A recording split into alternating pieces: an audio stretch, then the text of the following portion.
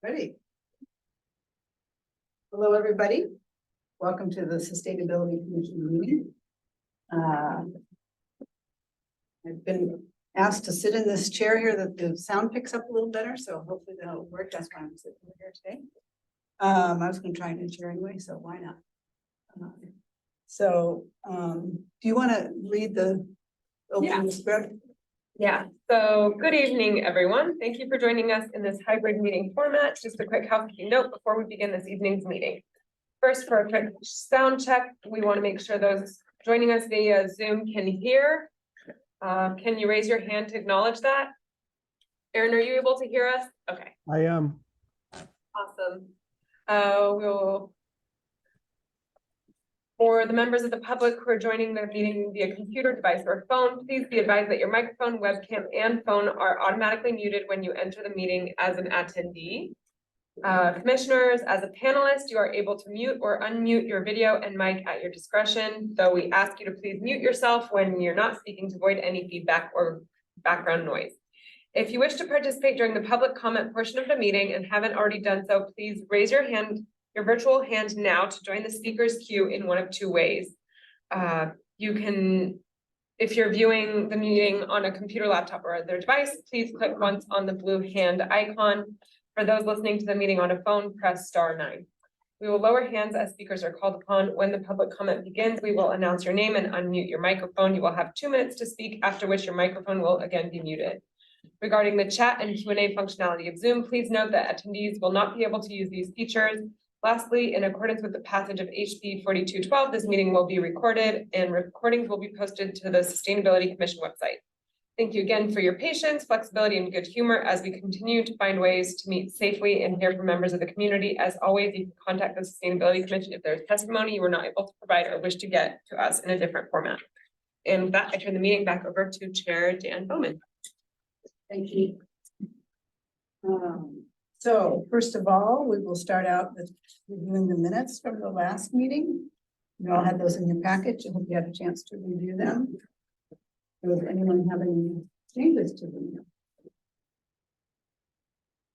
You ready for the minutes? Well then, how about a motion to approve them? All in favor? Yay, team. No opposed. Aaron said yes too. Good, thank you. And that meeting was all about developing our work program. And so that's what we're going to be spending some time talking about tonight. First of all, we want to go to our land acknowledgements. And Danielle has been doing some looking into that with staff and we'll have an update for that. But we have been approved to do our sort of more action-oriented way of doing the land acknowledgement. And so Devin's going to start tonight, and we hope to do this as a rotating activity. And so we'll, after we do that, we'll talk about people and volunteers for that. Devin had volunteered to do it tonight. So, I just wanted to point out that there's sort of an ongoing Native American arts and crafts market. It's as much as I can glean from their Facebook website, which this links to in the agenda, is it's multi-tribal and it's actually quite long. There's a typo in here. It goes the first Sunday of every month through December. So there's only a couple more, but from 10 to 4 p.m., not 1 p.m. It's actually quite long, and it's in the new Farmers Market Pavilion area downtown. It seems I wasn't able to go to the first one because I didn't know about it then. I don't think, or maybe. But at any rate, I think it could be pretty interesting, and it's nice that to me that it's not just a one-time thing, that you have an opportunity to sort of visit this multiple times over a course of a period of time, and sort of for holidays as well. There's a lot, I think, for sale there for a variety of things. So that's what I'd like to share. I guess I would just say, since starting doing this last time and thinking about it more, talking the staff, I've been noticing more things that I hadn't been as aware of, and or maybe there are more things, but I've noticed lately that KLCC has had a couple of stories about a big estuary restoration project on the coast that the tribes are involved with, or some of the tribes with other partners. So if you have, I was going to send out the links to those before the meeting, but I didn't, and I will if you're interested. So I just think there are lots of things for us to be more educated about and pay attention to. Fun. So Danielle, you want to update us about the discussion? Yeah, so since looking into this more, it actually last month when we were looking for a statement to read to sort of kick us off, I actually found out that the city has a pretty explicit policy on land acknowledgements and specifically on boards and commissions doing land acknowledgements. And so I had a meeting with the staff who sort of wrote that policy, and the big like message is not to do land acknowledgements if it's purely performative. And so and the way you kind of know if it's performative or not is if the work of that body, you know, sort of like goes, what should I say? Like if the work of that body isn't any related like to advancing, you know, equity for tribes and, you know, that type of work. And so I had a long talk with her because I mean, the Sustainability Commission isn't explicitly, but she did say that the city at large does have really strong relationships with the tribes. And like in a broader way too, a lot of the way that city's land is managed is in consultation with the tribes.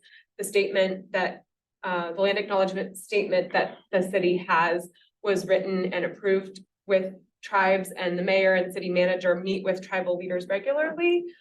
So she felt like that was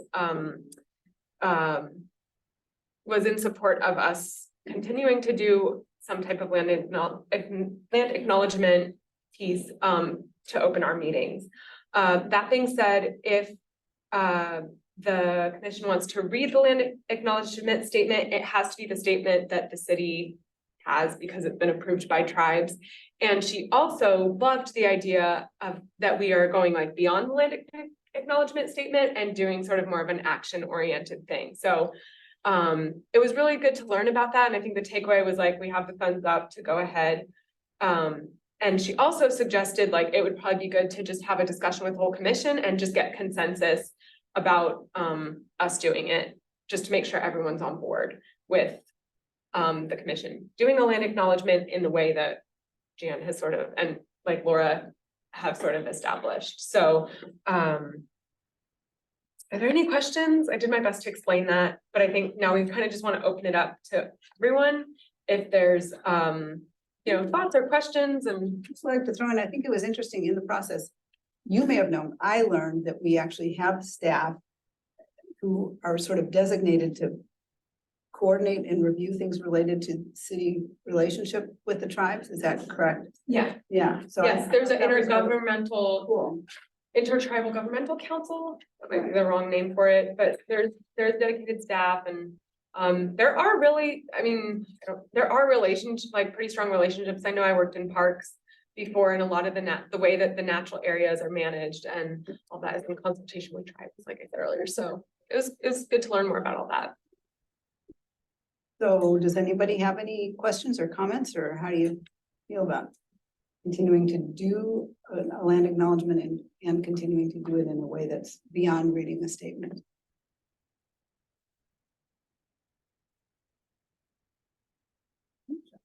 I really like the idea of the action oriented land acknowledgement evolution.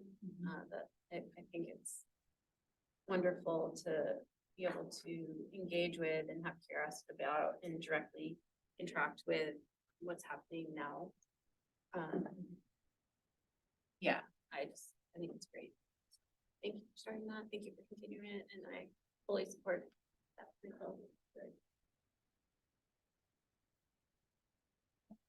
Oh, you Just.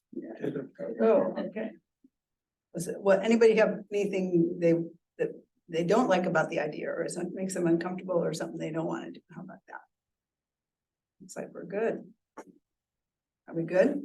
Okay, so then what we'd like to do is to have people volunteer to do this some kind of a circulating monthly basis. Anybody ready to step up for next month? Mitra, awesome, thank you. Anybody ready to get on the record for another month? I don't know if you said you were gonna send it out or did send it out, but we could create like a short list of like where to go if you're not familiar with like. Oh, how to right, like right. find out what's happening. Yes, we have a few resources, we can send that out. That'd be great for things, where to start looking, if you're not sure for sure, absolutely. So Mitra, I'm gonna put you down for November. We also thought just to sort of get the logistics out of the way, like, does anyone want to go ahead and sign up for like January, February, later in the year? Or do we want to just like every time at the meeting sort of identify who's gonna do it next? I would suggest doing it like not so far in advance, because if someone knows of something coming up is within the next month that they want to speak on, that would be best, but. Good. Plus absences, you might not know. I'm sorry, I didn't, sure I caught what you said. Yeah, I just suggested maybe not signing up so far in advance, Ah. just because if someone has something that they know they want to share for the next month that they don't know of right now. Yeah. That's okay, I think we can go with that.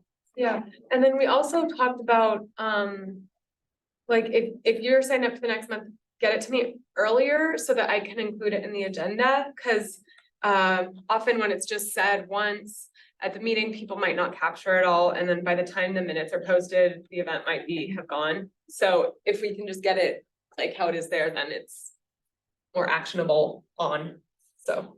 Right, so about a week or so before the meeting would be good.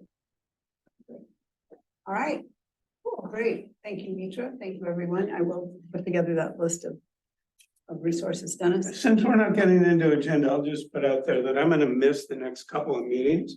November, December, I'm gonna be spending 2 months in South Africa. And at this time, it would be about 2:30 in the morning. So I'm probably not gonna log in on a regular basis is the reality. I have a daughter, a grandson, and her partner, my daughter's partner live in Cape Town.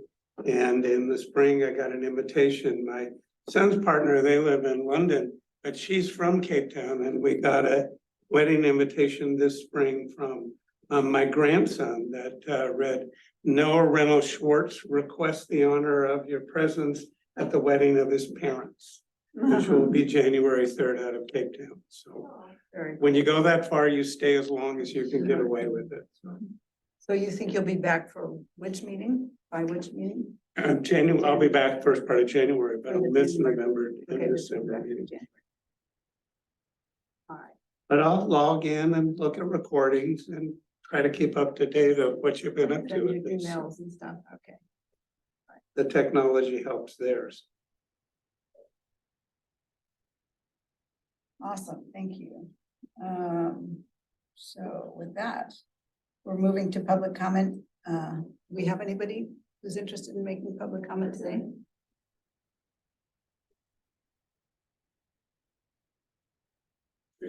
Oh, so it looks like someone is attending, but they haven't raised their hand, so Okay, nobody wants to give public comment.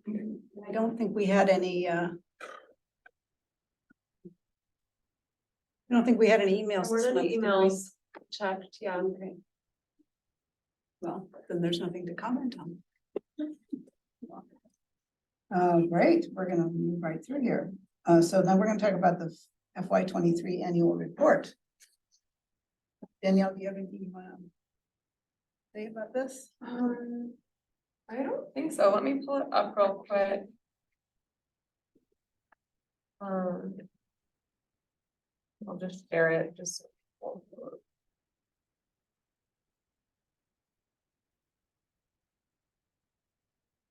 I mean, did everyone get the chance to read it? And do you have any comments or changes that you'd like to see? I did capture the changes that were made, like, when I listened to the last meeting, so those changes were integrated based on the comments from last meeting, but if there was anything else. The only thing that I had was I wondered if, under the FY 23 committee topics, the Education and Outreach Committee, if it would make sense to add a sentence that says something like the committee conducted an initial trial of outreach at the SEN picnic. Okay. That's a good idea. Let me actually change this to the Word version.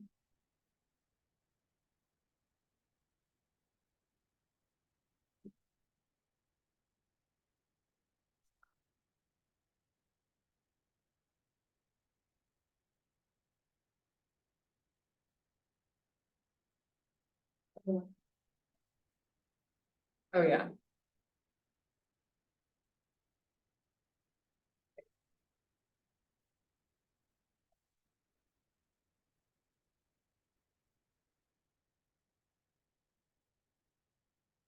Okay, so down here. What do you want me to say? This committee conducted an initial trial of outreach at the SEN picnic. Or something like that.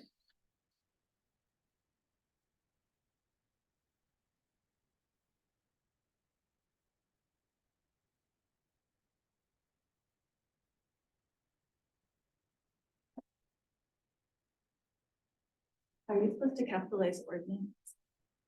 The capitalization. Where is that? Let's back up at key accomplishments.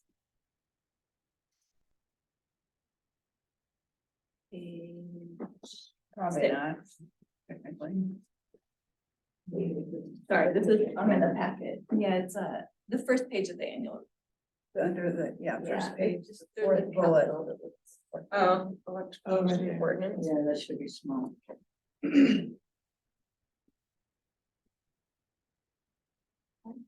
Well, yeah, I didn't think this needed too much either, so, yeah, me, Jan and Devin will be presenting this to city council in November, so. Right. Anything else? We've got plenty of time, so if you haven't looked at it yet, you need a little more time, you've got it, you can come back to it. Thank you, Danielle, very much for your work on this. Absolutely. Review and approve the 24 work plan. So this is the write-up of the work that we did at the last meeting. We need to vote on the annual report. Oh, yeah, yeah, that'd be probably good. so. Okay. Shall we have a motion to approve the? I so move. Year 20, Dennis, Second. all in favor? Opposed? Okay. Thank you. Cool. Take a ask there. Right.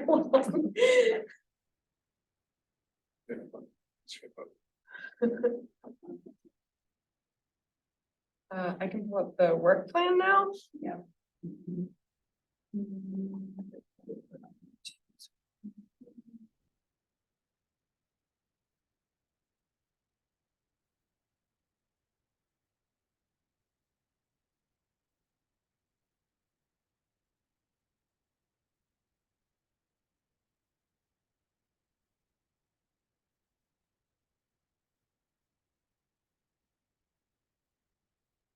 So what we say here is that our topics that we'll be addressing in the coming year include the state and federal climate policies. And learning more about those, where the community can take advantage of those. One specific focus would be how does the benchmarking and commercial building performance standards. Community engagement on building decarb. Interesting. Process clarification. Yeah. It's my sense, and just a sense if other people think it's the same thing. We've got a longer list of topics than we have a list of committees. And we ran into that kind of issue that needed some clarification. late last year about, we really needed to go back to the council if we wanted to establish additional committees. So is it accurate to say we would be looking at the committee of the whole commission might be addressing some of these issues that we haven't established committees to look at? We could still function as a committee of the whole and do work around those issues. We just haven't got a committee focused on.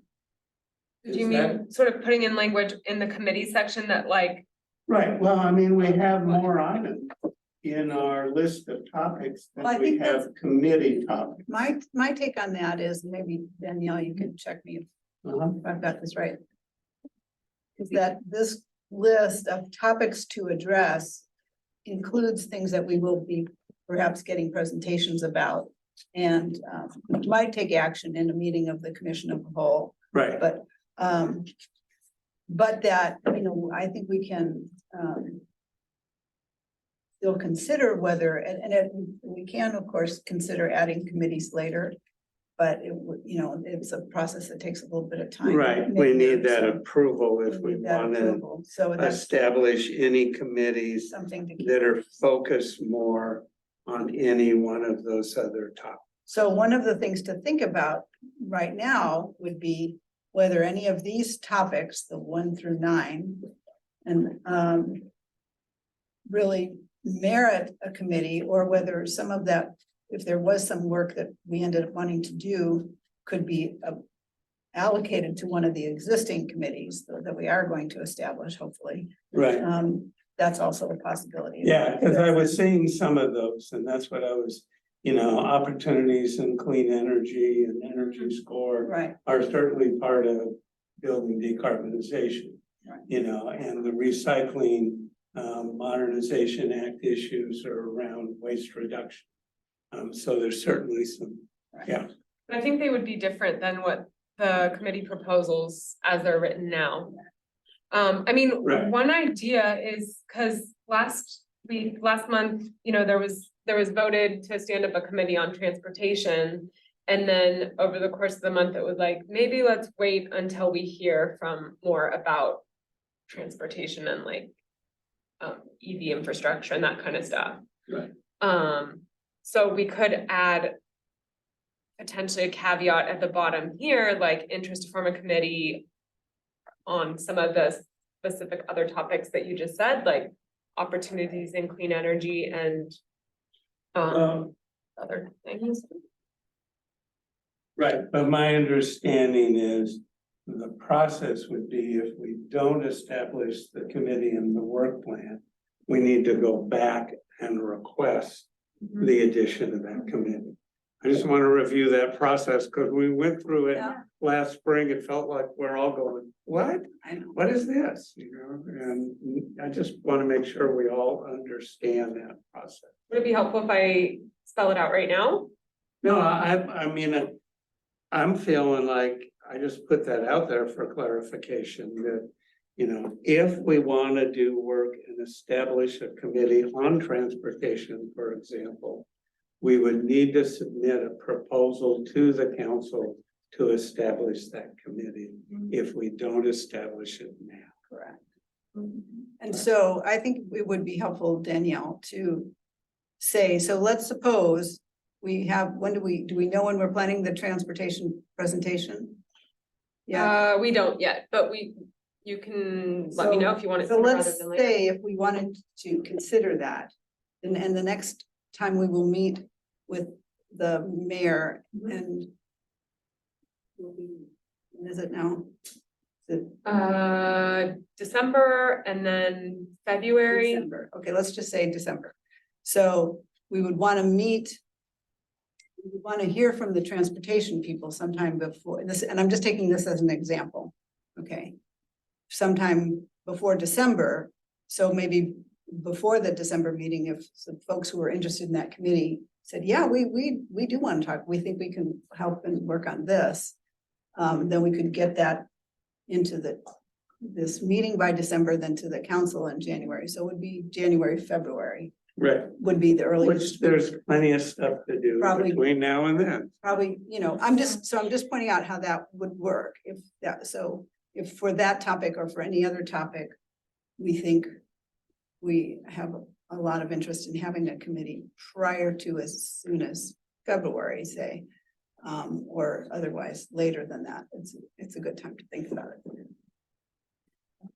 And I don't know, we didn't really talk about, we did try to get fairly specific with our committee proposals and focused. But if there was another topic that would fit well within the subject matter of the committee, what happens if we wanted to add something to our, list of things we're working on within a committee? Probably fine if it's still somewhat aligned, with. I mean, if it starts going in a wildly different direction, then that might be against the spirit of, what the bylaws say. But. Do you have anything to add? I just want to reiterate my understanding, we can work as a committee of the whole. We And can, the commission can make a recommendation as a commission without an in-depth study by a committee based on information we may have gotten from on our presentations. We could respond to a presentation and offer a particular position on what we just heard. right, And I think some of the presentations are explicitly for that. So like when Parks comes to talk about street trees, that's specifically to get the commission's input because it's written into the bond and that's gonna be part of the process. Absolutely, that's helpful, and I think, looking at the building decarbonization piece and looking back at minutes about the public testimony we got about building performance standards, that certainly would fit within the purview of that committee. We got public testimony in our last meeting from Dylan Plummer about asking for us to take a position on building standards. And we said we would look at putting it into the work plan. Oh, the UO, you mean? That was the University of different. Oregon Central Thermal. Right, right. And so, but I think that fits in the building decarbonization work plan as I read it. Because we're looking at industrial and residential buildings in the city, and the university happens to have a lot of those buildings. I think that's a really good example to consider, so, because we have had this request from the public to think about Right, making a recommendation on that. So if we were to want to do that, would that be something we would simply put on the commission's agenda? Yeah. Yeah, so say, Dennis wanted to write a letter. That he wanted the commission to sign off on to send to council that was like taking a certain position, a specific position on the UO's. District heating system. You would write that letter and give it to Jan and me to add to the agenda and include in the meeting packet, and then at the following meeting. There would be a discussion and potentially a vote to send that to council. well, I'm suggesting a different interpretation, and that's that I believe it would fit under the purview of the building decarbonization process, because it's simply a cluster of buildings, and how they're heated is very similar to how we're looking at standards for individual buildings as well. So I think it could happen either way. Ian, what's your? UO is, I think, a different case, just because there's an intergovernmental relationship there that we have to work through that makes it different from working with other commercial and industrial buildings in Eugene. So that would it would add a layer of probably having the IGR staff come and be part of that conversation for the commission. And similarly, I think, when you look at some of that in terms of, the state building performance standard rules that came out of this most recent legislative session, how Oregon falls under those rules is a little bit different than how other buildings of similar size would as well. So there's some of that would have to be worked through, but I think specifically if this commission were to issue a letter, I think Laura had referenced this last meeting, there would be an IGR component of that would have to be brought to this conversation. Right, no, okay, that helps me understand, and I hope this is not a digression for others and filling in some information and clarifying our process for everybody else. I think it's a good discussion. Alexi? One thing I'll note, I think the building decarbonization committee, the first draft was quite broad, and staff encouraged us to narrow that down to not try to reinvent the wheel. A lot of the stuff we were talking about was in Ian's presentation, which I watched recently. It was indeed really solid. Your presentation to council last month about all the policy environment of building decarbonization. Anyhow, it's not as broad as it used to be, and so we've got specific topics that we're trying to focus on. This isn't exactly one of them.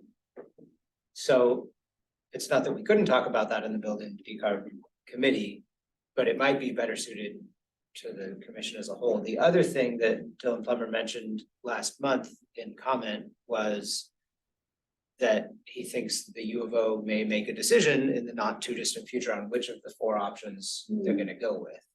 Leave it as is, electric resistance, which I think they called electrode, some kind of a mixed version, and a heat recovery chiller. There's a heat recovery chiller option and a sort of a no central plant option. If I'm remembering. And that I haven't been able to figure out exactly what the time frame is for that decision. If there is a published time frame, I didn't find it. That if there's a window before which the commission has to say something or not, then we should probably figure out what that window is, and it may not be the same time frame as that committee's meeting. So I would suggest we keep it in the whole, and in the next month, try to figure out if there is a time frame, and then bring it up next month, and maybe move quickly if we need to. I think that's a good suggestion that we try to find out and bring something back to the next meeting if possible. Okay. I will try to find that out. Figure out the time frame if it does exist. All right. Well, thank you. Let's go back to this draft work plan.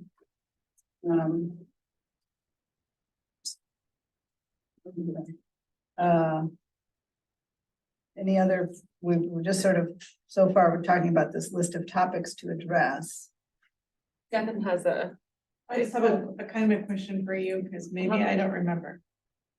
But when we were discussing at the retreat, we were discussing the urban forestry piece, and I remember you and I talked about it.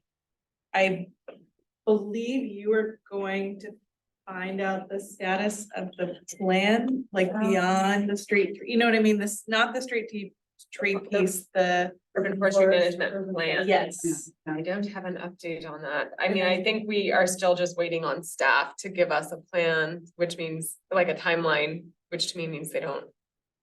And I think they need to be coupled. I think street trees is, they're. Right, it just, it triggered, like, we had the conversation, I'm like, We don't have a firm answer okay, because we're not sure when they're gonna be coming to council with an updated plan. That's so the you don't process. have an update on the Update, update. yeah. We are still trying to get that. That's all I was wondering is. I think the goal, because there's a date written into the bond for street trees, and so we're trying to. do that. Absolutely, And it so just, the- like I yeah. said, I remember we had the conversation and I just didn't know Yeah. how it ended up. Actually, the update that I do have is that they'll be coming next month with Oh. the street trees topic. Oh, okay, Great. that's, They're moving ahead with that. So You mean like the list of trees that we Yeah. should, okay. I imagine that's what it is. That's what we're So- supposed to approve. Yeah. Presumably. So I don't know how granular it's gonna be, but yes, that's happening next month. Okay. And do we have, is it like we see it next month? Are we supposed to approve it by next month? Do you have any idea? I'm not sure. I know Carrie Peterson, who's the urban forestry section manager, is coming. So she'll probably facilitate that whole process for the commission. And if anyone has been to, there was a city council meeting within the last month where they sort of did the initial presentation to city council about this timeline and stuff. So Yeah, there are two, you can speak to this, maybe there were two pieces. The folks from transportation planning came and talked about the Move Huge project and the process they've gone to identify projects from that. And there was a very small window that was talked about a macro idea of how they're pursuing doing identification of locations in the city for street tree planting. And there were questions that were raised by council in terms of like making sure that some of this, we're not disrupting sidewalks, and there's some construction and planting and tree selection things that Parks is taking into account. But yes, I think the idea is it's either gonna be a selection, or there might be multiple meetings that they come to the commission to talk through, you know, the commission's role in this process. Number 6, that's in capital. As in what? The capitals. Oh, okay. This one? Number 6, yeah, because everything else has everything, yeah. I called it, that's the only one. It's glaring. Glaring, I feel it.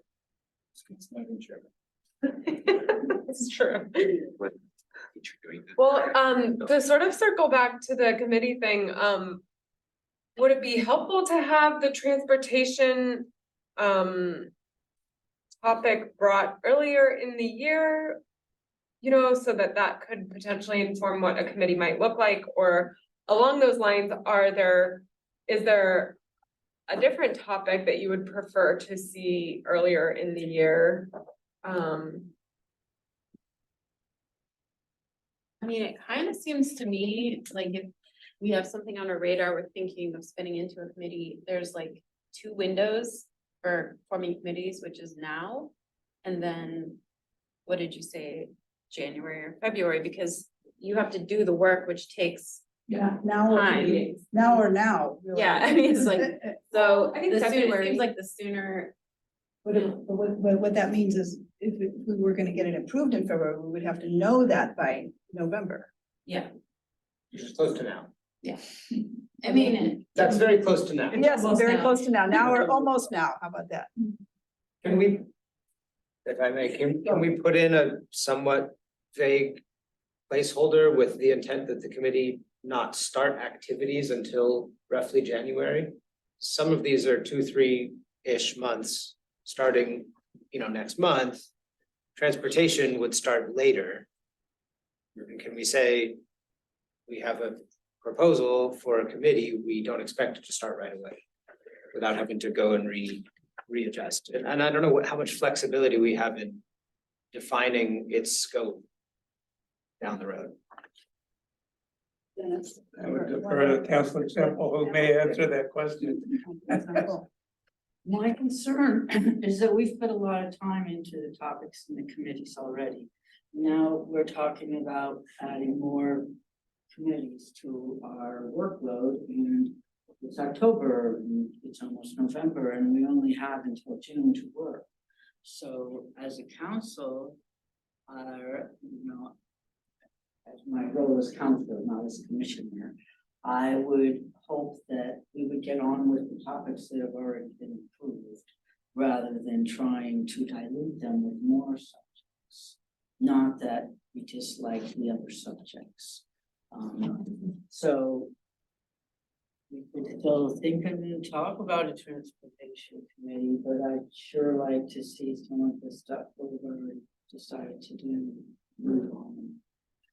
You know, if that helps, but I think your perspective is helpful. I would just say that we can't start anything until we get the committees approved anyway, so we can't start, you know, we can only do this planning work, but between now and when we get to go to council and get them approved, so. thank you. Yeah, Dennis? Yeah, and I'll just let you know that one of the items, 7, land use and urban growth boundary planning. I do serve on the Envision Eugene Technical Advisory Committee as a representative of the commission. So as the commission hears more about that, you have a designated member on that committee. There are opportunities in other city commissions for people to represent the commission. That one's mandated that someone from the commission shall.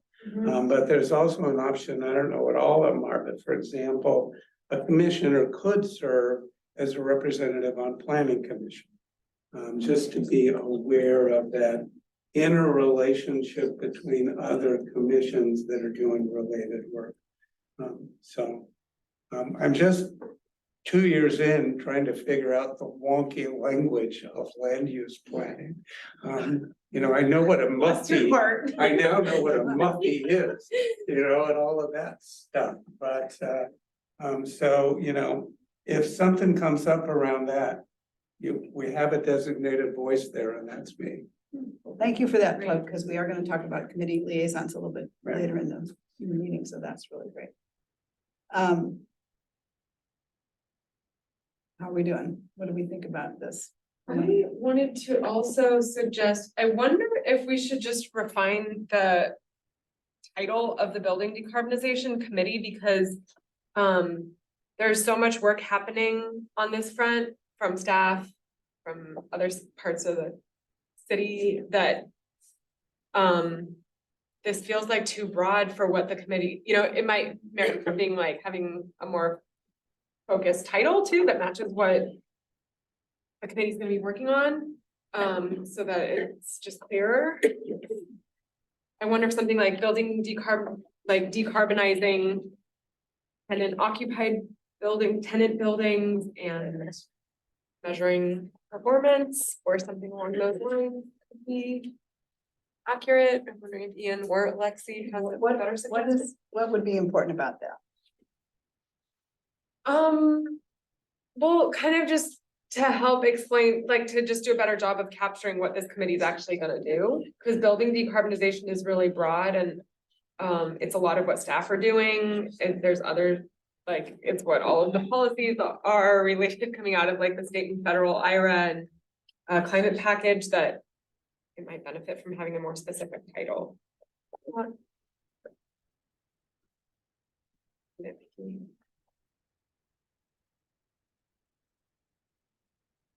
It's okay.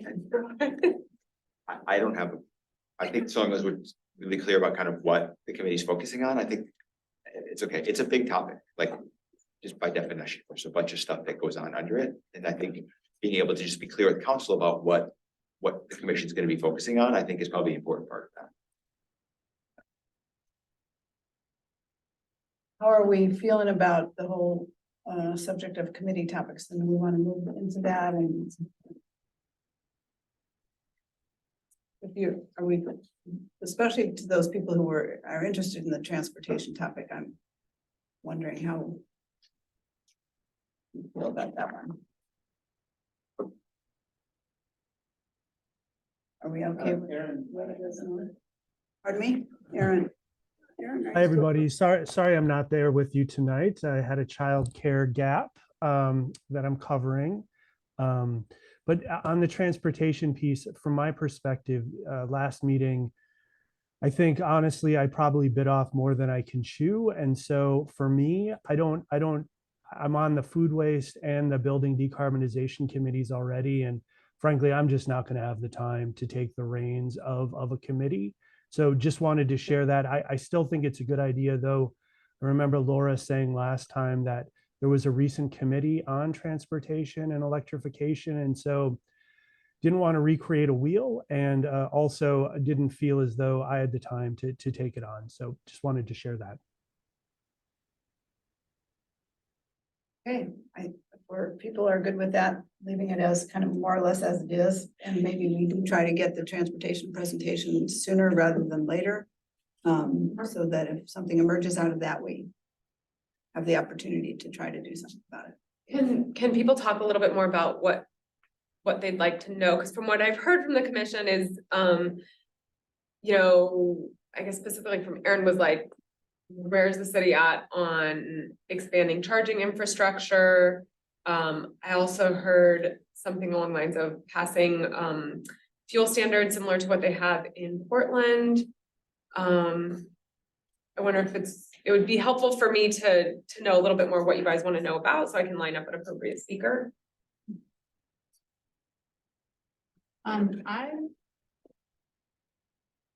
brought this to the attention of the previous one, but the role R99 renewable diesel can play in filling a gap in terms of accessibility and affordability, or just kind of what options are available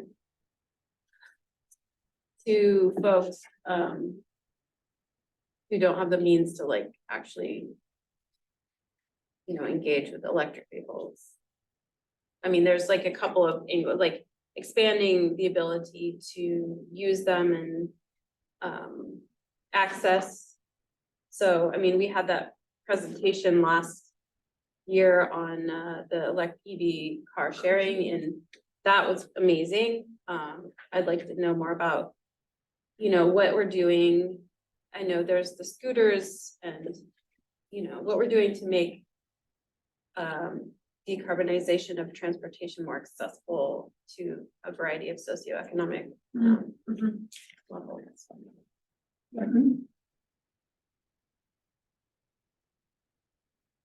Aaron, did you have something you wanted to say? Yeah, I second what was just said for sure. And I guess when I brought this up, my interest was really around the technologies and the fuel switching opportunities we have to address fossil gasoline and diesel emissions. So certainly for gasoline, our best option right now is electrification. So what I was curious about is adoption rates in the community. And I acknowledge not everybody, right, can go out and buy an EV right away, but there's lots of folks who can, right? There's lots of folks with the means to do that if they chose to. So I'd be interested in adoption rates, and certainly a limiting factor that always comes up related to EVs is level 3 charging, fast charging. So knowing how the city plans to build out that infrastructure, I think is a critical component to driving that. And then certainly on diesel, renewable diesel, R99 is market ready now. It's available. The city of Portland already put in place a policy that will require 99% renewable diesel at their pumps by 2030. And so learning more about that and maybe how that something similar could be considered in Eugene, I think would be a great thing to talk about or hear more about, I suppose I should say. That help, Danielle? Yeah. Well, maybe me and Ian can share who we know, like what sort of information we know is out there from the city. So like, someone from transportation could certainly come give a presentation on how they're planning to expand charging infrastructure, including level 3 chargers. There's quite a bit of internal use of R99 renewable diesel, and there's just some limitations in supply that are restricting making that available to the general public. It's from what I understand. But someone from Fleet, I'm thinking like Richard Perry, could potentially come give a presentation about that. There's some interesting purchasing co-ops that the city's a part of with 4J and the county. So those entities are using renewable diesel. He could talk more about that, but they're facing supply issues too, which is why they formed this co-op. You have anything to add? Who else might come? You have a question first. I have one other thought. Yeah, the building decarb committee, we got two big things. And the first one is the split incentive, which is all about landlord tenant split incentive for energy efficiency. There's something very similar in transportation where there's really limited access to charging in multifamily buildings. So I think that's a key one. It's not part of the building decarb committee, but it is definitely an electrification transportation barrier. And it gets to energy justice, energy burden issues, because electricity tends to be cheaper to drive around on. Yep. But if you can't charge it in your apartment, you can't get there. So I think that's another really relevant piece. I don't know where the city's at on that, so I don't know what the commission or committee would do, but it's one of the foundation info pieces topics that I'm interested in. That's helpful. And I think my question I might have for Aaron in particular would be, I think the city's working through some of this right now. And so there was just a work session today talking about gas stations, EV charging infrastructure came up as part of that conversation. The city currently is partnering with the county and EWEB on a grant under bill. So the first infrastructure law, going to be potentially a significant amount of money. And as part of that, the city is really going to be focusing on exactly what you just talked about, doing right-of-way charging, putting charging in particularly Bethel, West Eugene, places where we don't have a lot of this infrastructure for the city, focusing really on level 2 charging, not so much DC fast charging, just because of the expense and infrastructure requirements and everything else.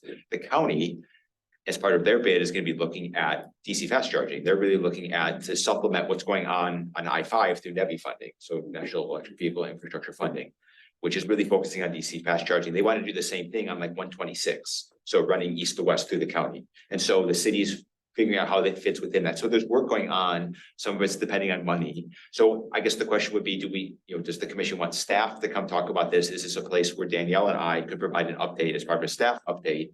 The second part of this is we have currently some money that's going to be spent to basically hopefully hire consultants to help the city basically do a citywide EV infrastructure charging plan. Figure out, okay, as what we did when we went after this grant, so we kind of scrambled, figure out where we want to put these things, do Justice 40 screening, do all the things we had to do, and decided we really need to be more well-informed about where we're going to be putting this infrastructure long-term. So we want to hire a consultant to help us basically go through this process. So we will have a plan that we can reference and do about that. We don't have that plan yet, but the city is moving forward on that. Is that enough information, or kind of, where does the commission kind of want to get information about what the city is doing? Is it sort of at that level, or do you want to understand sort of deeper of what we're trying to do? I just wanted to clarify that R99 is available to the public at Sequential, and I met with, when I was on the committee last time, I met with the owner of Sequential, and at the time it was not available.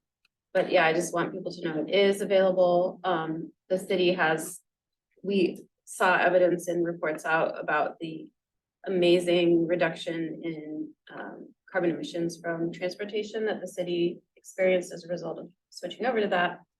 But yeah, in terms of accessibility, educating people about what that is, because no one knows what it is unless like you've studied into it. But also I have Emerald Valley Electric Vehicle Association is a great resource. They usually are very tapped into like what's going on with EV stuff all around. They're one of our great resources about educating about that to the public. There's I heard talking to some car lots that some of the tax incentives are not available because of policies around cars having to be made in the US. So that's something that maybe we should just hear about. And also that you have to be like an official, you have to be an official dealer to extend certain incentives for EVs. This is all stuff that's just, I think that I would love more information about that, because if we're talking about incentivizing people to purchase and use EVs, we need to really have an eye on like all the different obstacles. And if they think they're going in and getting tax incentive and it's not available to them, that's kind of a disappointment. And also the charging infrastructure. Alexi. Ian mentioned the idea of getting a consultant to help develop a strategic plan for charging infrastructure. Makes perfect sense to me. Is that the sort of thing that the commission could be helpful to the staff with, about trying to define what's in your RFP for that consultant, or what are, community priorities to be identified as goals of that plan? Is there as you develop that piece, which seems like a critical step in, getting the infrastructure out there, be strategic about it. Do you see a role for us that's helpful? So we're not leading that process. So that'd be a question we would have to submit to staff. Okay. My understanding is city staff are working with the web on putting together kind of what the scope of work would be for this particular thing. I think related to the grant that I mentioned, a huge component of that is actually the community engagement part of that, particularly focused on multi-unit dwellings and some of the places that we're trying to actually provide infrastructure that doesn't exist right now. So that's an enormous part of that. That might be a place where eWeb could, talk, because I know building on the 4th pilot that they talked about last year, they're really trying to focus on, they focus on 2 things. One, they're probably the entity in Eugene that's going to be doing most of the DC fast charging infrastructure development. The city's not going to be doing that. And they're really focusing on trying to do infrastructure development in multi-unit dwellings and how they can incentivize and figure out ways to get that infrastructure in those particular housing units. So I don't know if others have thought, Ian asked a question about whether we wanted to hear this information coming from Ian and Danielle, or we wanted to bring in some other people, and maybe, I was gonna say, if it's easiest for you to do the summary, to bring in the pieces and do that, but if there are pieces of it you think it would be helpful to bring in outside folks as well, I think maybe a hybrid option would work, or whatever you think. It feels like there are different ways in which the commission can be useful. I think right now we have a grant. We hope we get awarded that grant. At some point, we want to figure out, okay, where do we want to cite these things? There, I could see an actual input voice for the commission in terms of that as part of a community engagement strategy. Right now, it's a grant that we hope we get awarded, but we don't know what that is yet. So right now, it feels like we're in a space where there may be fewer opportunities right now for the commission to substantively provide input on some of these processes as we try to figure out paths forward to actually try and accomplish some of these goals. Couldn't we just pause until you hear back on that grant? Because then we'll know what the city's working with. Yeah, Yeah, this month, hopefully. Okay. fingers crossed. That's what we can do. Yeah. So just what I'm hearing is we're not ready to, just affirming, we're not ready to establish a transportation committee. Right. I mean, I think. So, cities- just bringing it back to work plan, Right. this is our topic right now. We really got into this discussion about transportation around whether or not we were ready to do a committee now, and it sounds like we're not. Sounds like we- But this has we're helped not. me figure out, I mean, so. Because electric vehicles adoption rates and charging infrastructure is a topic that we Mhm. voted on, so like, Right, everything we just talked about, like, does this kind of need to be massaged to be more accurate in terms of describing what type of information the commission wants to hear about, so. okay, so actually, I think you're right, I think we sort of worked through a number of pieces of this, I don't know if there are any other parts that people feel they need to comment on. We worked through the topics to address, and then we've got our committees, outreach and education, food waste prevention, and building decarb. With the note that we might at some point want to form a transportation committee, but it sounds like we've got some other steps that need to come first. Any other, yeah, Alexa? As Danielle is wordsmithing live, which is great. I think we also raised the idea that we would wait, or at least hear from city staff in some form, and then determine what this commission can actually do to be helpful.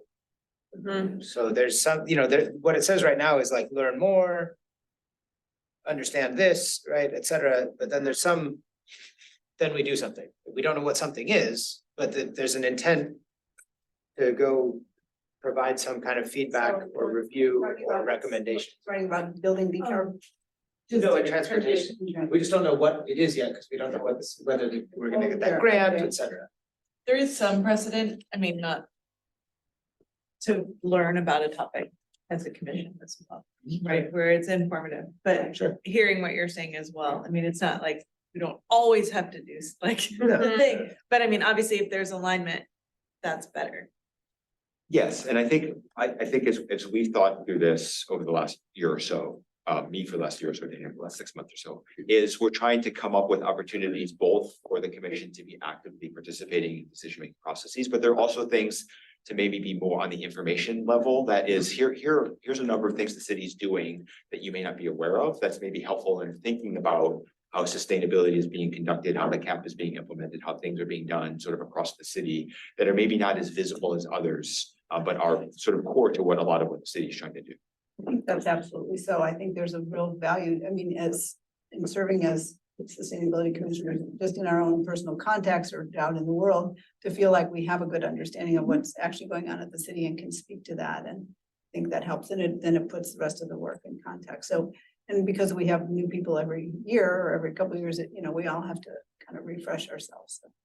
Well, and even one potential action item after this information is better understood is like, how can this information then be shared out to the public? Like, Right. for example, what incentives might be out there that people might not know about to get an EV, or that R99 is available at Sequential. Like, these are all things that could then be part of a tabling kit.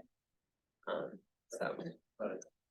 Yeah, We have a committee for that. we have a committee for that. Okay. We got some work for you. So this might connect. All right. I'll clean this up, but more or less, this is what we'll do. Okay, how are we doing? We're actually right on time if we're ready to sort of wrap up this. Are people feeling good about this sort of plan for now? Okay. Well, the only other thing with, committees was, or with the work plan was do this. This might be a good time if we want to have a quick conversation about the liaison thing. Again, that's a voluntary extra commitment. You are not all expected to serve on another commission. Are we gonna But talk about if- that during the working agreements? Oh, that could fit into working agreements too. That might That be was better. our You're right. plan. Oh, okay. It's okay. The other thing we did want to mention under this item though is to save those of you who are on the committees, be thinking about, we can actually start scheduling those meetings for after the date with November. We can't actually meet, but we can get started getting those lined up. And so that we're ready to go, assuming that we get approval of those, that would be good. And we do need, like, in the bylaws, and this was one of those things that we kind of was confusing, and we flipped back and forth about. The commission as a whole designates the chairs of those committees. Oh, no, Back the commission designates like a sort of a leader who's just gonna write the proposal, but then once the committee actually forms, those committee members vote on their chair. That doesn't have to come back to the commission, of course, okay. So that would happen like Okay, when the committee okay, first great. meets. Yeah, good try. We needed to do that now. Thank you. Yeah. That was. So where we're at now is, other than deleting the section about, possible committee on transportation, we're really, I think, ready to approve the Are work we plan. wanting to delete that item? Yeah, do we? I mean, that's where I was hearing the conversation. Do we want to leave that sort of odd interest in form a committee in there, or do we just take it out and bring it forward to committee if it seems appropriate at a later date? I would suggest that I'll do it this way, process wise. I move to amend the report to delete that bullet point about a transportation committee. Of course, there isn't a motion on the floor to actually, okay, I'll put a motion on the floor to approve a report minus that part. There you go. I can do process, right?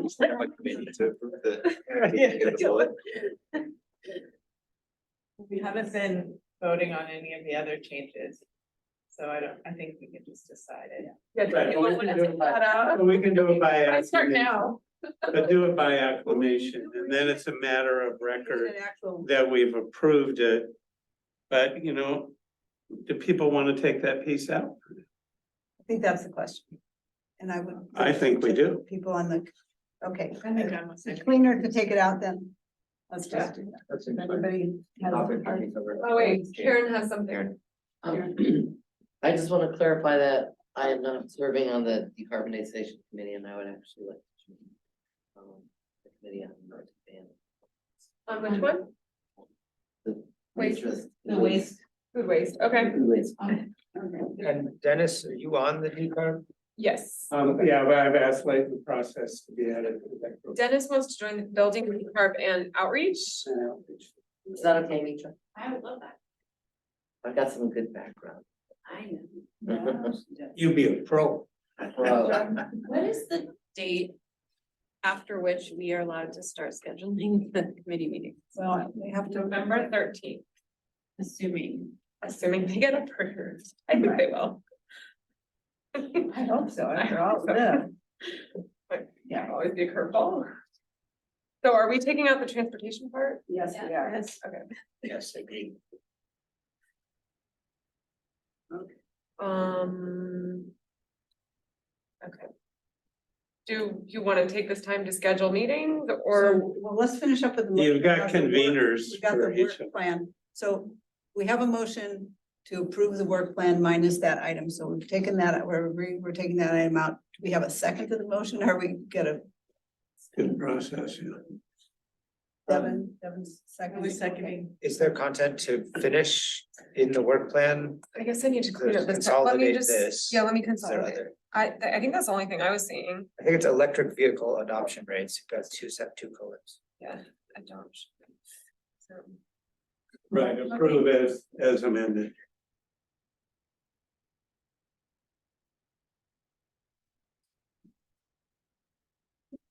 That's.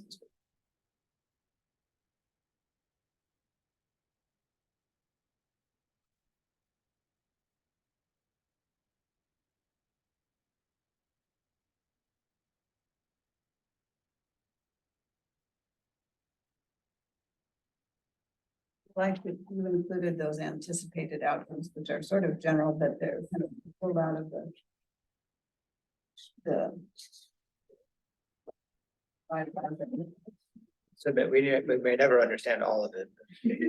well, this just helps, honestly, it helps me set up speakers, like who do I need to find, so, or. No, I just mean the all of in that, the next line down says all of. So Oh, maybe we okay. strike that sentence. Sandwiches. We expect you to. How are we doing? Just cookies. All right, they are cookies. Eat dessert first. Thanks, Ian. All right, those are- Does this sound right, the last sentence? I I mean, mean,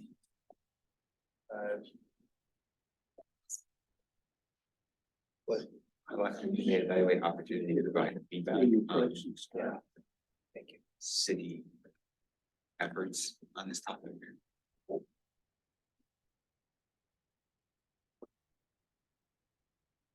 That sounds good to me. alright.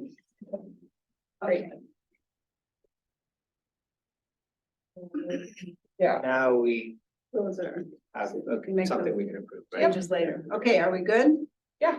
Do we have a motion? We have a second. Is all in favor of approving the work plan as amended? Everybody? All right, nobody's. Excellent. Thank you so much. And again, Danielle, thank you for all your work. Work plan. Woo-hoo. I'm gonna do this.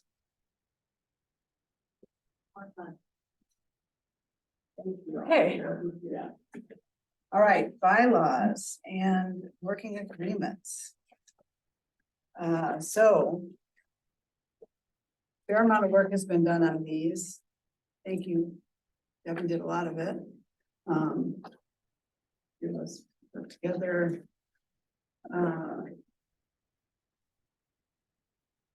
The bylaws had relatively little substantive changes. They were just a few things. Danielle, did you guys, either one of you want to highlight any of it? I guess what I think is interesting is I hope that you have had a chance to look at it is the referring back to the purpose and objectives of the commission, I think is helpful. Looking at membership, you know, goals that we have, something for us to be thinking about as we are trying to identify new people in the future.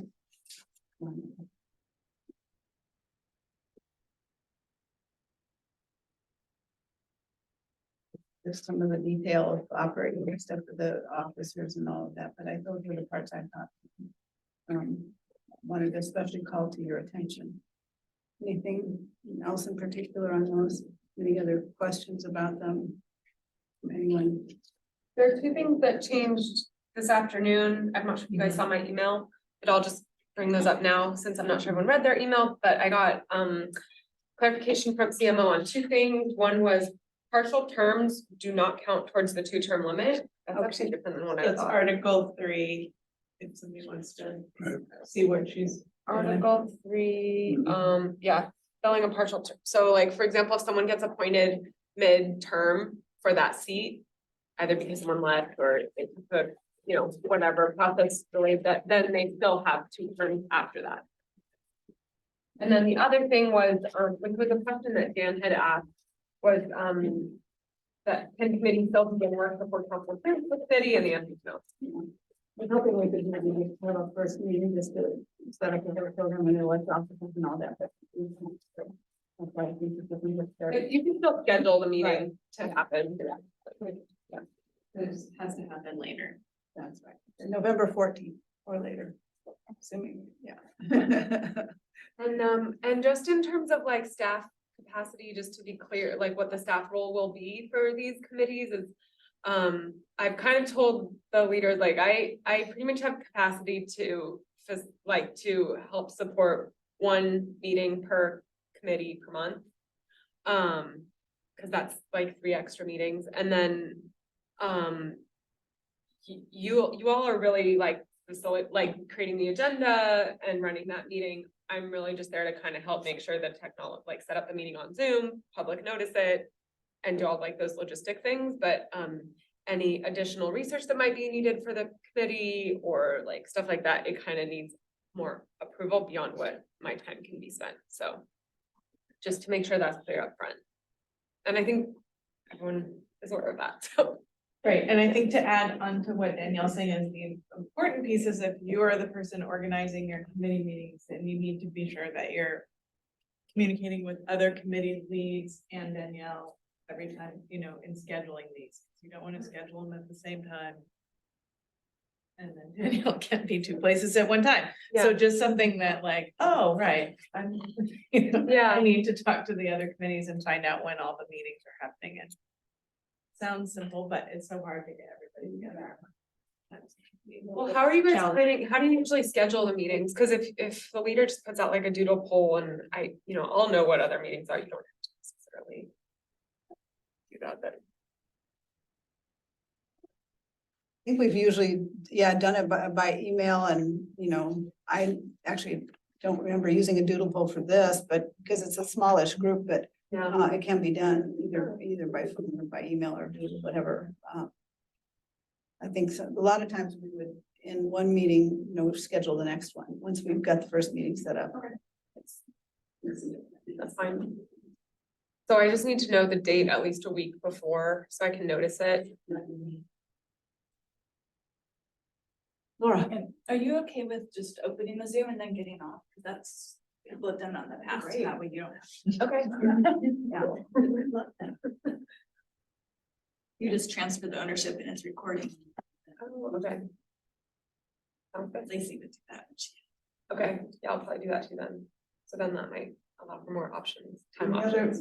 other question that's still pending about these is whether we can change the definition of the quorum, which I would be very surprised. I didn't realize that it was, It's in city code. That's crazy, yeah. So, That would be a lot to yeah, they change, need to go pretty deep to make that change. So, I understand. All right, 7 out of 11, that would end up resulting in 6 out of 11. That big a difference. okay, shall we make them, well, we want to do the working agreements and then we can approve them both together? Moving on to working agreements. Devin, you wanna talk through this one at all? Oh, sure. Should I close my eyes and recite it? Yeah. No, I'm kidding. We're all very fortunate that we have Devin amongst us, and she said she actually likes to do this kind of work, so. It's weird. Go, Devin. And it was just kind of a jumble, and obviously, I don't know if anyone really ever read through it before, but it had been written like over time by different people, and there's even different fonts and little things just sort of added in over a long amount of time. So that's why it's sort of completely overhauled, because it was really redundant in places as well. The crux of everything is really still in there. It's just more laid out. I was thinking of new members, like how it would be helpful to new members, how it would have been helpful to me last year, how it'd be helpful to you right now, if you could read through something like that and understand process a little better. So that's, essentially what happened. And I kind of broke things down into different groups as far as like in the beginning, like meetings, committees, and communications, to try to just like, if you were looking to understand how to do something, you could just sort of find a heading maybe, and that would be more straightforward. There's a section too about staff liaison expectations, which I think is great for everyone to read. To really get a better idea of like, you know, what Ian's role is, what Danielle's roles are, and, you know, instead of guessing or trying to sort it out and how to best communicate with them. There's a great section, I mean, a lot of it I did not write, but I just consolidated about how to communicate outside of the commission, which I think is really important. And I just like to, the only comment I would make on that is just emphasizing that if you're not approved, whatever you're doing is not approved by the commission. I mean, a lot of people just normal, but be sure that you're acting as an individual citizen and not as a member of the commission. I think that's just something to have in your head when you're out in the world, if you're active in certain things, unless it's been approved by the commission for you to speak on their behalf.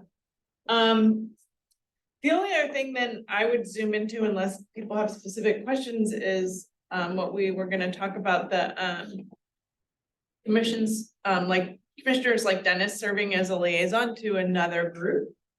We listed some here in the working agreements that are more commonly in the past at some point. Have some overlap with. Right, like with the Sustainability Commission. And I included hyperlinks to those in there, so if you ever interested and want to do this, you can just click and see what they're up to and see what they're doing. So it's a little bit more work because you're going to other meetings, and then, but what we did change was like how these liaisons report to the commission. Like it seemed very formal, and there was like a little bit intimidating about when a commissioner would go and act as the liaison and then come back to the commission and say, this is what they're doing, this is what I learned, and but it was like, write this formal report and this and other thing. So we made it more just like you can just come and give a summary verbally. It doesn't have to be big and scary. Because I really liked it. I think this is a great part of outreach that isn't really included in other ways, is finding out where that overlap is and looking for alignment with things that we're working on. And it is a way to learn more about what the city is doing, and some of these questions that we are having about what are we doing in transportation, what are we doing in land use planning that relates to the stuff. So if that's an interest, then you can take a more active role in educating yourself and the rest of the commission about those things. And there are other commissions who similarly, follow what the Sustainability Commission is doing. And we, as staff, work with other liaisons to make sure that those representatives are getting information and, sharing that information. So it goes both ways, but it is a way to sort of build connections across topics that have overlapping. We're saying that right now, in particular, the Human Rights Commission would be especially good to have somebody on, and is it the Well, planning? the mayor had mentioned the Youth Advisory Council. Yes, I know that's not on this thought list, and I thought she Should was, I put it?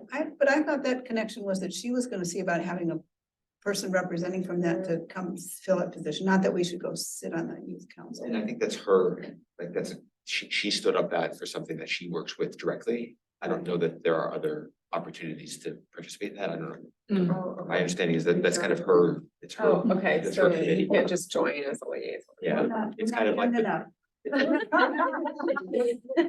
yes, I think she did not have somebody that she'd recommended as a potential member that had been passed along to council members who have not appointed. Oh, that's right, that's what it was. Yep. And the Envision Eugene Technical Advisory Committee should certainly be on the Should be list. listed, yeah. Because it says in their operating agreements, at least one member is required from City Council, Sustainability Commission, and Planning Commission. So that's one that's designated as It's called the commission Envision slot. Eugene Technical Advisory Committee. Envision Eugene Technical Advisory. Usually referred to as ETAC. ETAC. ETAC. So does anybody have an interest Just right now and the hope is that people would be able to attend maybe one meeting a quarter, so that's just one every 3 months Like two to four during your whole 1 for year. the whole term. year, so It would be the it's goal. not a real regular. In addition, Eugene stuff does it more frequently when they're doing reports, and then we don't meet for extended hearings. But to that point too, you can also feel free to look at agendas of these other groups and commissions and boards and see if you think that, is this relevant? Is there overlap in this agenda? You know, it's not like you just have to show up and go to these meetings and just sort of sit there and run through whatever they're doing. You can pick and choose. If that's something you want to do, it's all volunteer. You would then be appointed. But it's not a requirement. Questions, comments? Simple. I would also like to point out that if you're not the liaison, and it's something you're interested in too, they're all public meetings. So any of you can go to any of those meetings and you'd certainly be welcome to look at them.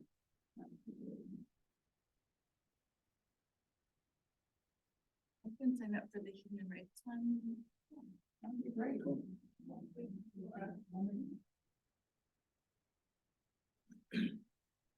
You're actually doing what I was just asking, which is who's on which right now. This is it. That's it, okay, and I looked, and Counselor Sembel, I saw your name, I just looked through all the rosters of the ones I could find. By the way, Civilian Review Board, I think like, needs a link. Looks like- Lexi, can you speak up just a little bit? Yeah, hyperlink there. I saw Counselor Sempel's name on a few, but you're not necessarily the liaison, you just happen to also be on those, is that right? I used to be on human rights. I'm not. That might be outdated. It's just not on the website. updated probably, yeah. Sustainability budget. I'm on budget. Budget. And I'm on, the Mackenzie, Watershed Council, Mackenzie Watershed Council. And I'm also on the Housing Policy Board, but we're on hiatus. That was the other one, so, okay. Is that, I'm not on human rights.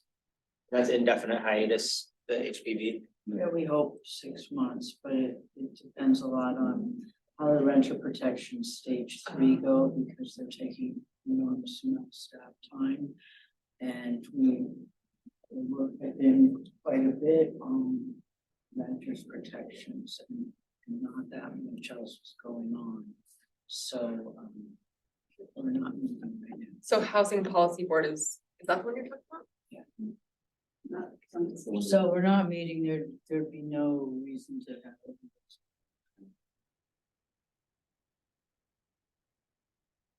So right now, they're cleaning out.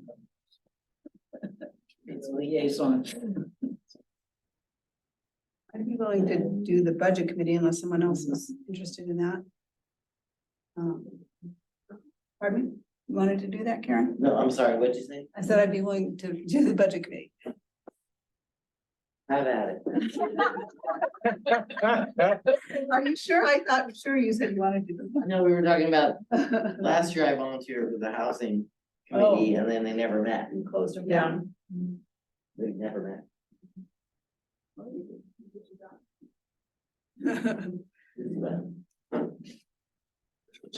I can sign up for the.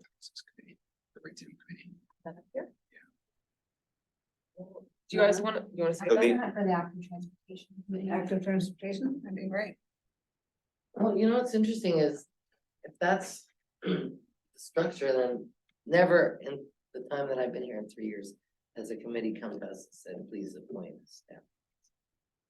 No, no, they haven't. And I don't think that that's necessarily expectations, just, Right. we're just, right. Not an expectation of those other committees, it's just a general hope, I think, right? I don't know, you say that some of the other commissions have Yeah, I people that think- they, We haven't heard this year, but last year there were 4 different committees that we would send agendas to of the Sustainability Commission. They would do similarly, they would look at the agenda and I would see people show up at meetings or they would ask a question after they watch a recording just to clarify something that came up in the commission meeting. So that happened with human rights, police, budget, and there was one other last year that was involved in paying attention to what the Sustainability Commission was doing. But I think they have similar guidelines where they're encouraged to do this as a way to form connections between committees. Be nice if they identify themselves to the commission, or you identify them to the commission when it, if and when it ever happens. Did it happen? I mean, So many of them would just watch recordings. oh, okay, Oh. just after the, Yeah. okay, So it wouldn't work for their schedule, but they would. Got it. And then we get emails afterwards saying, hey, this came up as a topic. Can you just clarify what that meant or something like that? okay, sorry, yeah.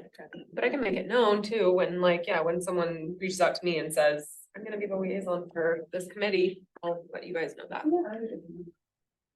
And I think we included in these working agreements that we as volunteer liaisons should contact the staff and the chair there, so they know, you know, that that's what we're trying to do, so it goes both ways. Well, I think that's a good start. I would say if someone was interested in the planning commission at some point, that would be a pretty good one to have somebody perhaps, and they have lots of meetings, they have lots of choices, you might have to go to them all. It looks like they were, I was looking into that. It looks like they're every Tuesday. Every week. No, sorry, every monthly Tuesdays. And there's something big's going on and they meet all the time. Right, sometimes they do. All right, I'm not fully raising my hand, but I'll start poking at that. okay, that's great, that's perfect. Dipping a toe. Okay. That sounds great. I'm happy with this. I think this is a good thing. I guess, you know, one of the other parts in this, like Devin was saying, it was the previous version of this was, there was a lot of redundancy and very strange orders of things and all that, and it's really been cleaned up quite a lot.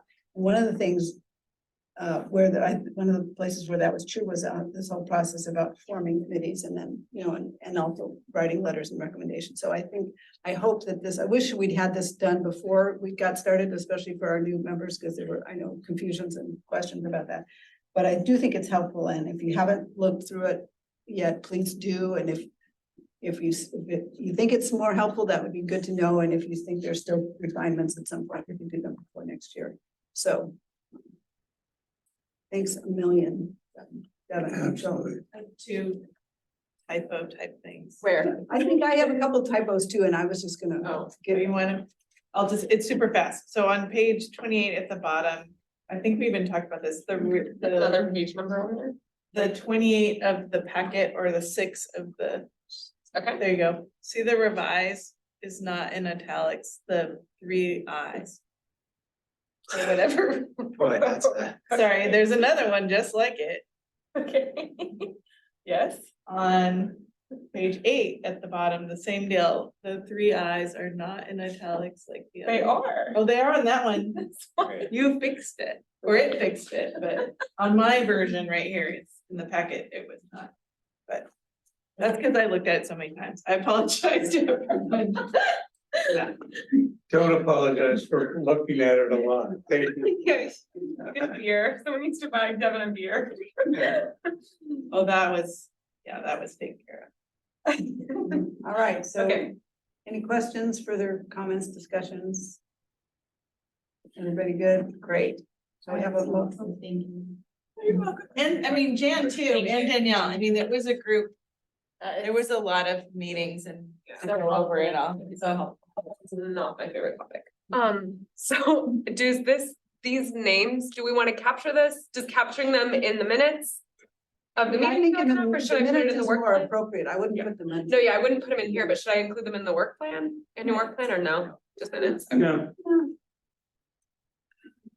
To the minutes. We're gonna move motion to approve the working agreements. To approve the working agreements. As modified. All in favor? Woo-hoo.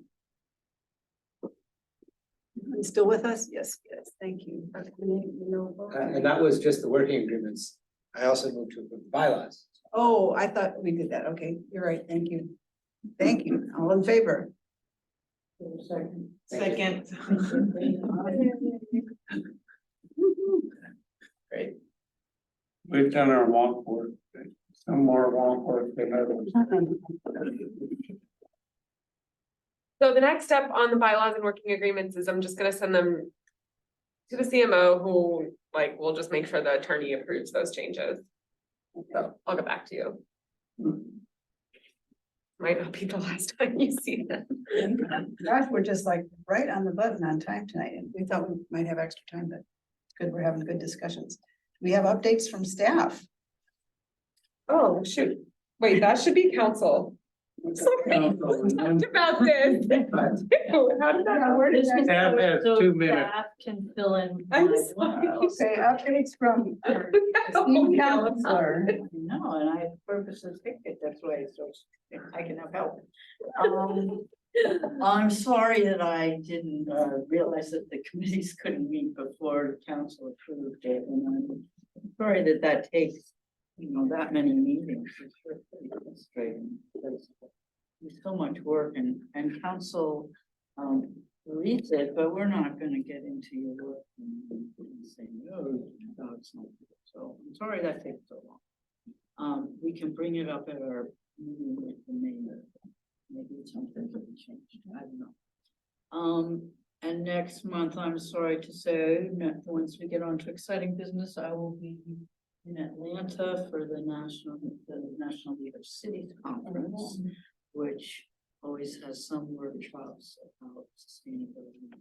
So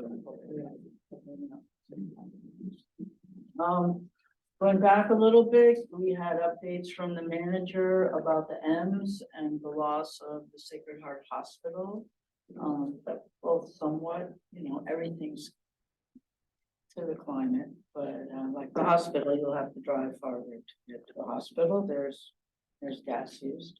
The M's is land use. Law, the most emails on any subject we've gotten has been about baseball.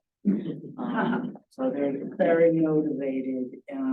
The budget is $8 million a year short, and we want $15 million, so we don't have it. We are going to have a work session about a possible bond. I'm concerned that we may need bonds for many things. Anyway, that's coming up. We talked previously at the beginning after break about Move Eugene, and it's coming back on the agenda, and that is projects for mass transit. It's projects that we do like bike paths and speed bumps and other ways to encourage safe and alternative transportation. It's divided up by wards, and the money is divided up, and they're not all exactly the same. One council is upset about, but one of our goals is equity, which isn't different people. So Bethel has more money, downtown has less. One thing I think about is downtown's been around a lot longer, so we've had more chance at an infrastructure. So I'm okay with the way it is. We just talked about the riverfront in a couple of different ways. The developer, and Dames, want to make the next building they're working on bigger than the original plan. So we had to agree to increase the maximum number of units they could have. They also asked for, word is escaping me. We have a height limitation around Skinner Butte, and they wanted to be exempt from that, have a higher, another 70 feet, so they could fit in those units. Passed, although I did not vote for it because I'm concerned we're just on a slippery slope of getting rid of the height restrictions, so maybe we should just get rid of it, which I don't know. Anyway, they also got approved for a MUPD, so that money, although we don't get property tax right away, they also have to put money either into having some affordable units or into the housing fund that we can use to leverage for more affordable units. We also had a public hearing on updating the Riverfront Urban Renewal District, which is taxed that instead of going to the general fund as a property increases in value, the property tax increases, and that increase then stays in that area. And it is used for capital projects, not money such as the building we're in right now, the farmer's market. So, we had a public hearing about that in both cases for downtown and riverfront. We were given 3 choices of money. The highest one we were given this time to extend was 45 million, and at the public hearing, we had a couple of people comment saying we should go to 60. That money would mostly be going towards more housing stimulation and also to get the steam plant money, not for steam, but as a restaurant, hotel, meeting place, offices, and segue as time goes on. Also maybe a fire station, and maybe can go to City Hall. When we had the last update to the downtown urban renewal district, it was specific, it could not go to City Hall, which at that point we were still thinking we were going at this time. Today we talked about the health overlay zone and learned that would be a really complicated, long change to our zoning codes, but we could use a change in development standards, which would kind of fill in the blanks, because we have LRAPA and we have the environmental protection of other things. So this could fill in the gaps such as buffers between residential and new industry, more prohibited uses. And attached to our AIS today, there's several pages of things that are permitted and what needs conditional use. So that will be another work session. We did approve. Let's go on to see what we can do about the code implement to get public health better. The next thing we talked about was gas stations, new gas stations. Voices such as outright banning, which, as we know from the gas stove ban, had a lot of pushback. So we might have pushback in that way, or making newer restrictions. That new gas station couldn't be within so many feet of different things. There was also talk of adding into the restrictions would be requirements for more EV stations at gas stations. It was a pretty lively discussion. We did not finish. So we are going to have another work session pretty soon. Gas stations are dangerous. Not only does gas our greenhouse gases emissions, but they leak and they have benzene, which gives cancer, and they leak into the groundwater. The air is being dispensed. I feel that everybody's getting their car filled up just fine right now, so we don't really need any more. But it's allowed in a whole bunch of things, not allowed in a whole bunch of things.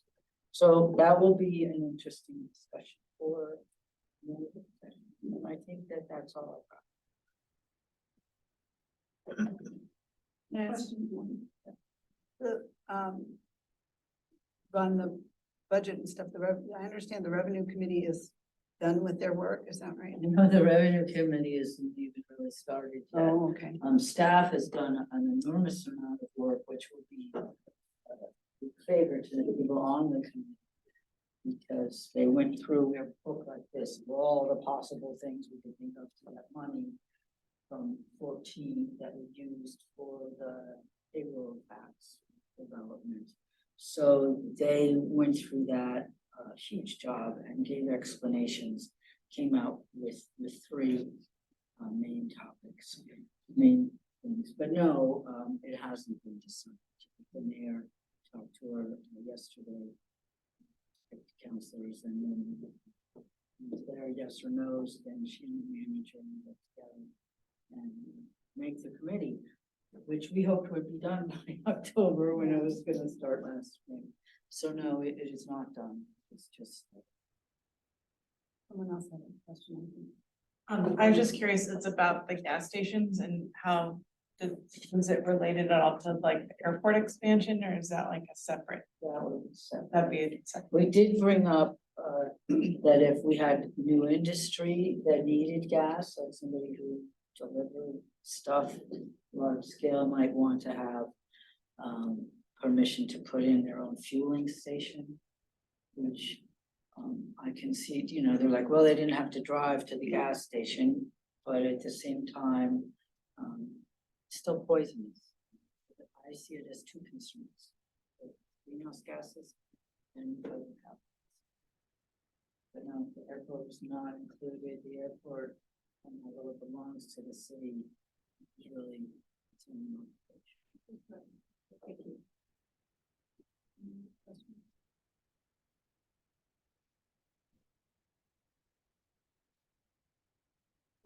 So now we go to staff updates.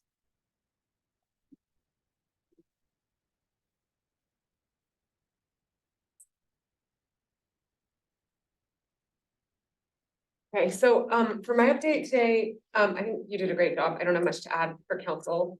Other than November 13th is when Jan and Devin and I are presenting to council. So if you want to tune in for that, go ahead. And then for my update today, I wanted to give a sort of a longer update on fleet and electrification of like city equipment, because that keeps coming up through public comment. You know, that's sort of where the gas powered leaf blower committee came from. And so I just kind of wanted to give an update on what policies the city has and what that sort of looks like in practice. So basically, there's sort of two elements here. There's one, when people say fleet internally, that usually means vehicles and large equipment like tractors, leaf factors, things like that. When and then so I'll give an update on that first, and then I can talk more about like handheld equipment, things like weed whackers and gas powered leaf blowers. So for fleet stuff, the city does have an internal climate action plan. Basically, the policy is that when a vehicle is up for time of replacement, to replace it with an electric option, unless there's no electric option that will meet the business need. So in practice, that pretty much means that all of the city's light duty vehicles, things like cop cars, parking vehicles, and others are being replaced to electric when they come up for time of replacement. For heavy duty vehicles, things like street sweepers, Vector trucks, fire trucks, every time one comes up for replacement, the fleet team evaluates if there's an electric version that can do the job. The city did trial an electric street sweeper a couple of years ago. Unfortunately, it was kind of it didn't work as per expected. It didn't perform as expected, and that was a big bummer. But luckily, the technology is evolving pretty rapidly right now. There's new, technology coming out for a lot of these big rigs. And interestingly, the fire department is seriously looking at considering purchasing an electric fire truck. They're doing a lot of rigorous testing right now to see if it will perform in the way that they need it to. They're looking for funding because the cost difference is it's 1.5 times more expensive than a regular fire truck. So they're looking for grants for that. And then they're also just evaluating what type of infrastructure they would need to add to their fire stations in order to be able to charge it. So that's pretty cool. Eugene would really be a leader if they got an electric fire truck. So it's cool to see that. And then where the city has made a huge dent in reducing emissions with their fleets is switching all diesel vehicles, which is a lot of those big heavy duty vehicles. A lot of those run on diesel. They're using R99 renewable diesel. So that's sort of another factor, is like switching to electric for those pieces of equipment when they're already running on R99 isn't necessarily like going to be a huge emissions reduction. So that's sort of the fleet story. And then switching gears to like equipment and machinery, so things like gas powered leaf blowers, weed whackers, there's not a specific city policy on those. But in practice, there's a lot of transitions that are happening internally. So when there's electric machinery that can still meet the business need that the city has for. So the division that most uses this type of equipment is Parks and Open Space.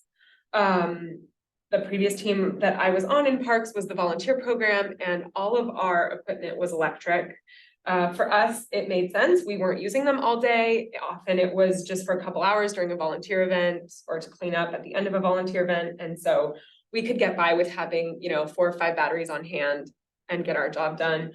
This isn't always the case. So the park operations crews, they use some electric equipment. They have electric weed whackers, hedgers, some blowers, but they still have gas versions of all of those. And, but sometimes the electric equipment is actually preferred. So weed whackers, hedgers, those are the electric versions work great. And for the amount that they use them, it's like, it works. For blowers, it's tricky.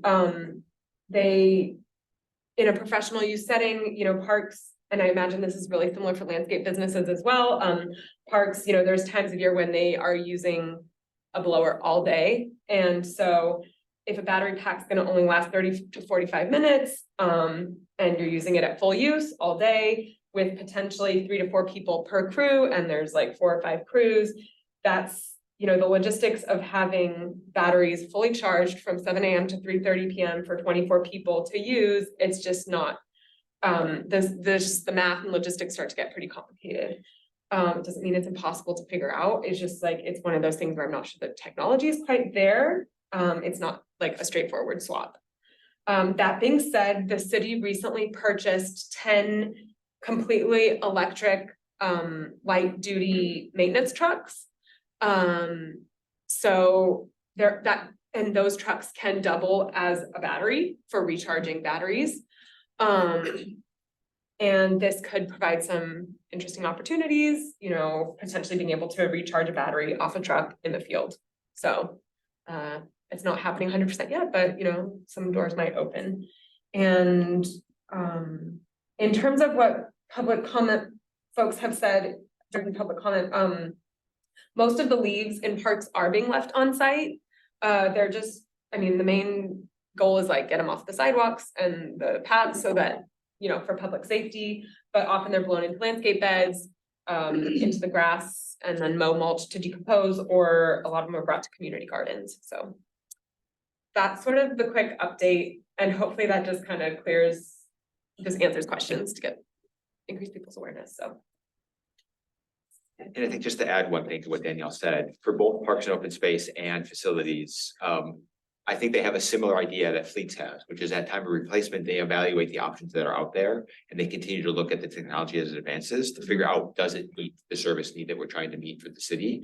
And if it does, they purchase that equipment. So I think they have a similar mentality. It's not codified in official policy, but in terms of practice, that's what they try to do for those pieces of equipment as well.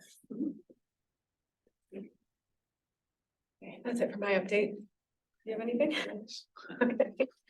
All right, anything else? Hey, we're 3 over. Do we need to move to go to 7:20 or something like that? Or is this fine? We're usually in time. Great, sounds good. I have one thing, if I may, I mentioned early on about the University of Oregon Thermal, the task force, so I found it. They're going to recommend, the Thermal Task Force for the University of Oregon is going to make a recommendation to the university president in December. And the president is going to turn around and recommend something, presumably what is recommended by the task force, not necessarily, to the board of trustees soon thereafter. So if we want to have a recommendation to the university, probably got to happen next meeting, so that it's in November and there's some degree of overlap between November and December. You read the study, I have an opinion. And I'm happy to. You do have an opinion? I do, yeah. Oh. Happy to relay by email or discuss. Okay, yeah, we do. And process wise, do I email that to Jan? I don't want to trigger any, I don't want to make you need to do public notice for an email. No, oh, well, no, so you only have to public notice. We can do like logistic stuff. Emailing around letters is fine. We just can't take an action through But we email. can develop a draft Yeah. and then, okay. Yes, an email to Dan, I'd You probably. could send out the email, but I don't think we can. But not, discuss but it. I was suggesting maybe a couple of us could work on a draft and then send it out in advance of the meeting. That would be fine, but Right. you can't have a Right. quorum Under seven. talking about it on. Right.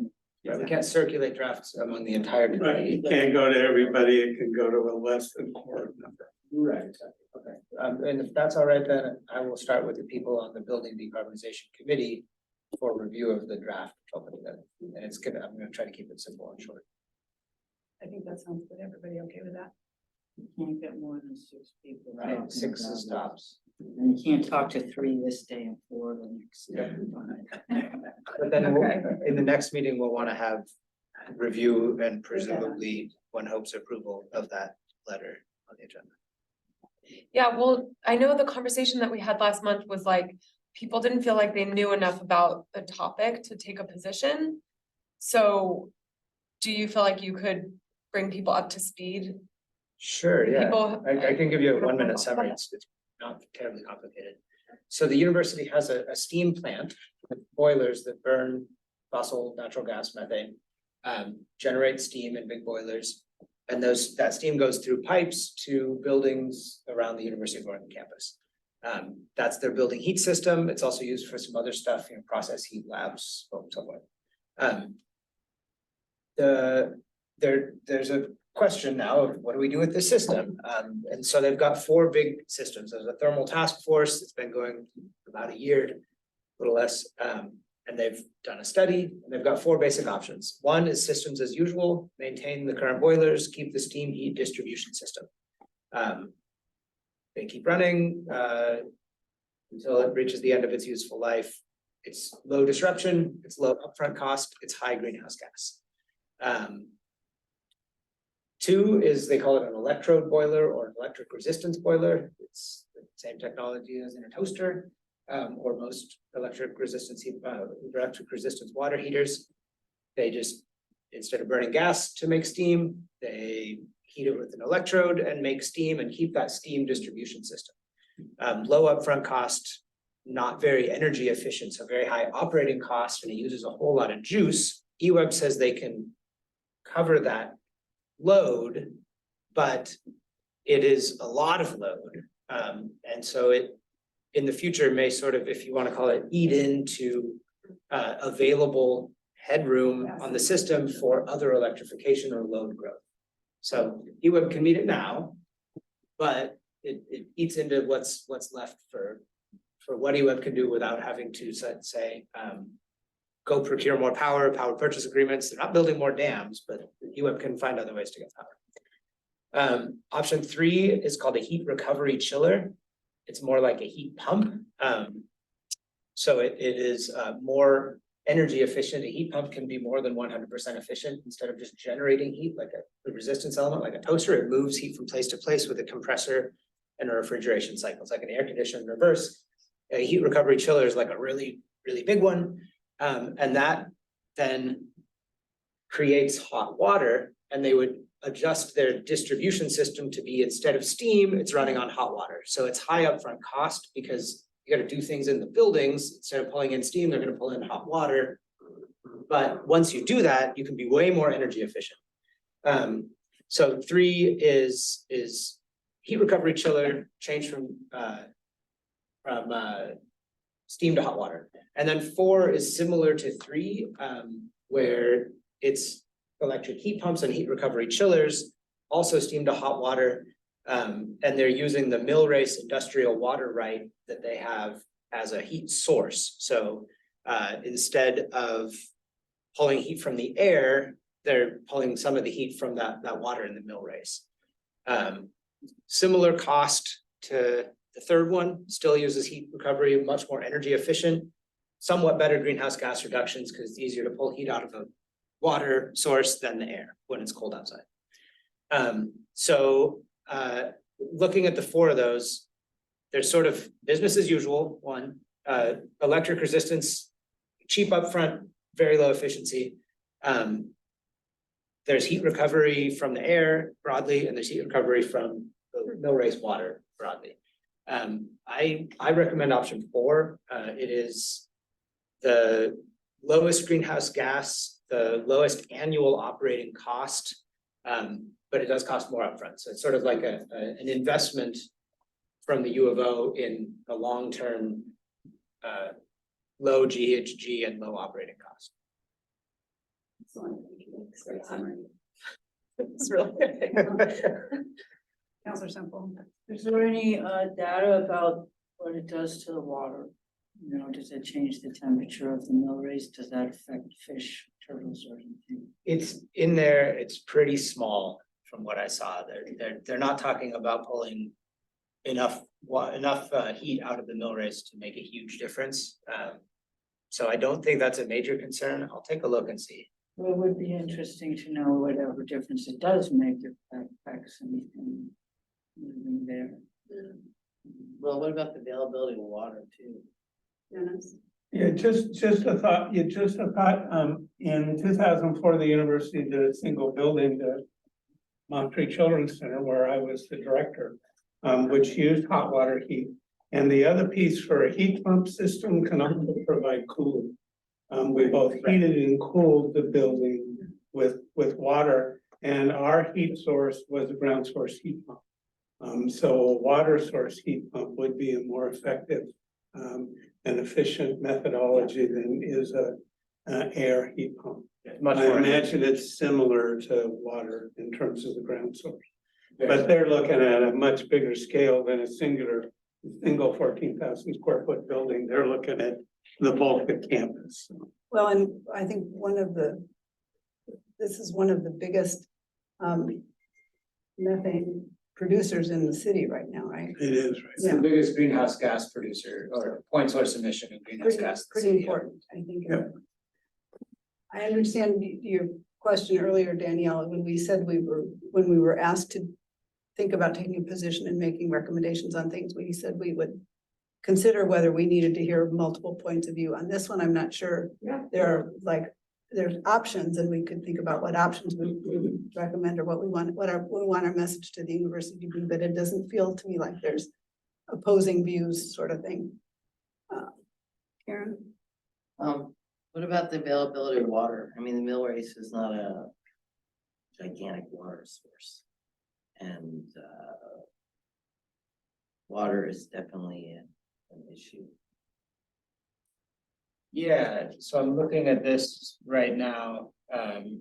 They have an 18,000 gallon per minute aesthetic water use, right? And then they have a 6,000 gallon per minute industrial water use. And they're talking about pulling it out, raising it less than 10 degrees and putting it back in. So it is potentially at peak up to presuming that's what I'm reading, right? But what about expansion? I mean, the U of O keeps planning on expanding and has increased. All right, I was gonna suggest good night, yeah. I was gonna suggest we actually try to wrap this up because it is not a. Let me dig into those technical details a little bit and I'll.